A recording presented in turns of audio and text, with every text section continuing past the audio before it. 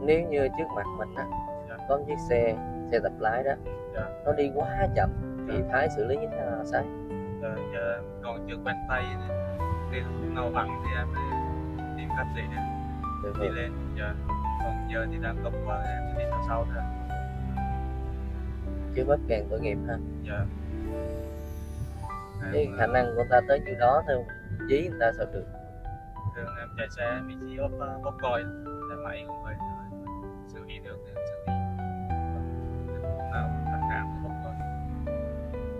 Bóp còi dành cho những lúc mà những người đi cùng chiều với mình á, nói giống như nó như bây giờ ta lớn lớn á là phải bóp thôi. Rồi giờ bóp được ra.